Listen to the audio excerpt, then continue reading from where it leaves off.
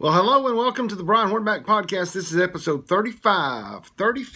We got a few things to talk about today. I know it's been a little while since I've been on here, but it's going to be a wild ride. A few things. We've got some issues going on with the Knox County School Board. Been real interesting. The chair of the Knox County School Board, Susan Horn, was down at the Concord Farragut Republican Club, I guess a week ago this past Thursday. It was a rather long meeting. She talked a little bit longer than I think I was told she was going to talk, which is fine. But during her talk, some folks were there and asked about critical race theory. And she took that opportunity to then talk about, to play off of State Representative Jason Zachary, who was there in the crowd. They represent the same area. Interestingly enough, Jason Zachary said, as he began to talk, that she was his cousin by marriage. So I guess that means that Susan Horn is Jason's wife's cousin. And so, interestingly enough, Susan Horn says that she was thankful that the school board didn't have to make decisions about critical race theory because the legislature had done that for them. She was thankful for the legislature for taking up the transgendered bathroom bill. I think that Zachary actually was a sponsor of. She was thankful that they'd taken up the transgendered students in sports bill. And so, you know, as a former school board member, I'm just going to say that kind of offended me that in those situations she didn't want to take a position. But at the same time, I don't really think that the critical race theory, from what I've seen, and my opinion could change with more study and more research. But at this point, I don't see the critical race theory being a problem that needs to be addressed on a statewide level. Don't even see that it needs to be an issue that's dealt with on a school district level. It's a situation that needs to be dealt with one-on-one. If you've got a situation where you have a teacher that is teaching things that ought not be taught, or if or he or she is stretching the subject area to an area that needs to be reeled in, guess what? That's not the school board's job. That's their only employee's job, the superintendent of schools. This school board played nice for a while, but they're really starting to get out of their comfort zone and out of the realm that they have the authority. When the legislature changed education law in, I believe it was 1992, with the Educational Improvement Act under Lamar Alexander, they took away running as Republican or Democrat. They made it a nonpartisan election. They took away the election of superintendent. And so they put the role of the school board to be purely to employ the director of schools, the school superintendent. And then he is to run the school system. They are to be the checks and balances of the school system. And so when Susan Horn is at the Concord Farragut Republican Club, informing those people that they need to be reporting teachers to the school district and to the school board when they see those type things, I just don't. Granted, my last kid graduated high school in about 5 years ago, 6 years ago. So I don't have really I don't have a firsthand account of what's going on in the school system, as most of the people that were at the Concord Farragut Republican Club were older than me. So if I don't have firsthand knowledge of what's going on, I'm pretty sure that those folks don't either. And so I really see that what's happening is we have a solution to a problem that doesn't exist. We have the legislature passing broad laws that may not be a problem. Now, let me back up before all the conservatives start saying I'm a liberal. I did support Representative Curcio's sports bill, okay? And the very same argument that I'm making about critical race theory, I think could probably be made about Curcio's sports bill. But I think there's a greater likelihood that there would be more males that would identify as female playing female sports. And I think from a TSSAA situation, that should have been the entity that came, and they may have been the entity that came to Curcio and said, hey, we need this bill. We need this law. I don't know that. I'm not talking to Representative Curcio, but that is the only one bill that was the controversial bill of the year that I did believe had some merit. But critical race theory, to be honest with you, being right here in the center of Knoxville for the last 6 months. This is June of 2021. There needs to be some things done, some things addressed. And critical race theory, I don't think is a problem in our school system. If Susan Horn or someone else in the school system wants to show me situations where it is, then I'll be willing to look at it. I'll be willing to study it. I just don't think it is. And I just felt like that you had a school board member who was acquiescing to the legislature. And that goes against every conservative fundamental policy of being a conservative or being a Republican. Because as a Republican and as a conservative, we've said decisions are best made at the local level. But here you have a school board member who is supposed to be making those decisions on a local level, who's acquiescing to the state. So do we take that issue then and say, well, the state doesn't want to deal with it, so let's let Washington do it? I mean, when's Jeremy Faison and Representative Zachary going to say, well, we don't want to deal with that issue. We're going to give that one to Congress and Senate and to the president. So that's exactly one reason that I got upset about what she said, is that she's shirking her responsibility as a school board member and giving that to the legislature. And so that she wouldn't have to take the heat for it. But so be it. Another issue on the school board is the fact that they wanted to pass a policy. For those of you that have had students or have students that have IEPs, that's individual education plans, or have 504s, which is a federally protected plan for those students that have allergies, medical conditions.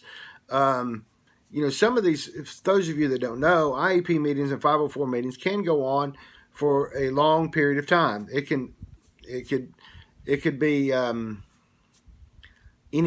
large number of school staff, central office staff, up against the parents. Well, the school board wanted to pass a policy on first reading this month, June of 2021, that said that parents could not record their 504 IEP, their meetings. So you have basically two parents, sometimes you only have one parent, in a meeting, and you have could have anywhere from 2, 3, 6, 10, 12 staff members in a meeting, and they don't want the parents recording the meeting. Now, the policy as was explained at the school board meeting, was that if a parent starts recording, then the school district records. But they don't want to do that anymore.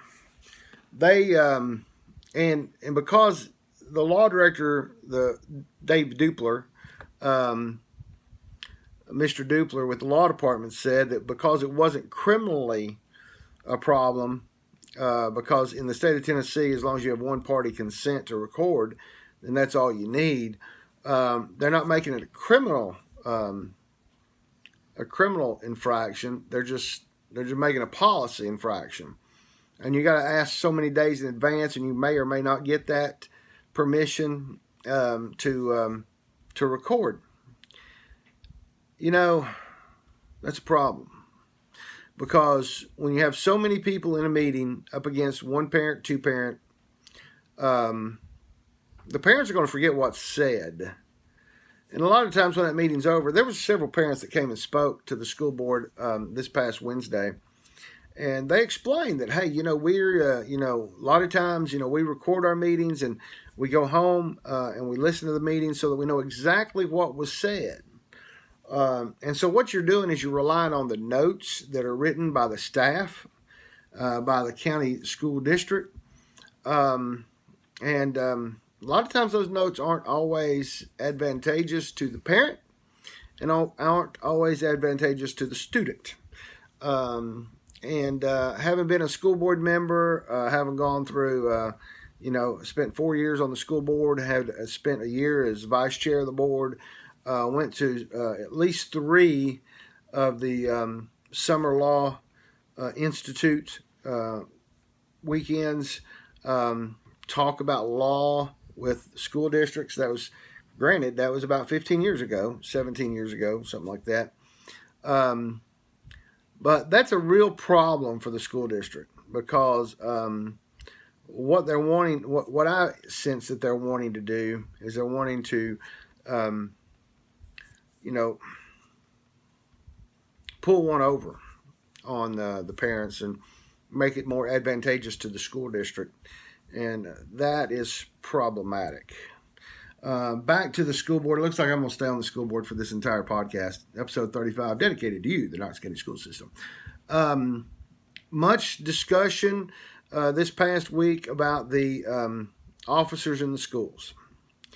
Back in May, the school board had wanted to revisit the MOA.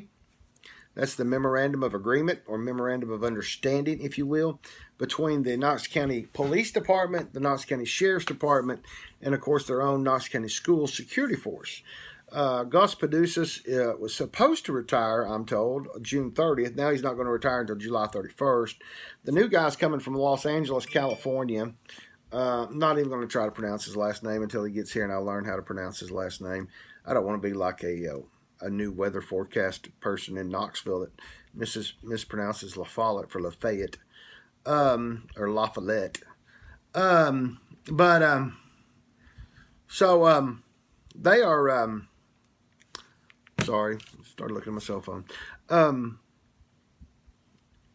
So what happened was the board decided they wanted to look at the MOU. It was last approved in 2019. Had very little discussion in 2019 when it was approved. It was just said, hey, here you go, you need to approve it. There were some questions about it, but they were told, pass it, and they passed it. And then, of course, we've had the incidences this year, primarily at Austin East High School. I'm not going to be disingenuous and say it's been a countywide problem, because right now it hasn't been. But I think there was some. I think that here's what I think happened. I'm just going to tell you my version. It might be right. It might be wrong. It's my version. So I think there was some chatter in the community that they didn't want police officers in the school. And I think India Kincannon, being a former school board member, she started when I went out in 2004. She came into the schools, onto the school board. I think as mayor of Knoxville, she heard that frustration that they didn't want officers in the schools because of what happened to Anthony Thompson. Anthony Thompson was a young student. who had been accused of some domestic assault at the school. It wasn't handled through the school security. It was handled through KPD. They were coming on a domestic violence charge, apparently, from what we've now since learned from the district attorney and the some of the evidence that's been presented so far with the body cam. They found him in a bathroom. They went to take him out. He had a gun in his hoodie, in the front pocket of his hoodie. He and an officer both had their hands on the hoodie. The firearm discharged, and then another officer shot twice, killing Anthony Thompson and wounding the other officer. So that's from the press conference that I watched with the district attorney general and all the videos that was presented. That's the skinny. So I think what we heard was some community folks saying they didn't want police in the schools anymore because that's what killed Anthony Thompson. My political background lends me to believe that maybe Mayor Kincannon thought, hey, you know what? I'll just announce that on June the 12th, all the officers are going to be out of Knox County schools. She's only got, I think there's 12 schools in the city that they're responsible for.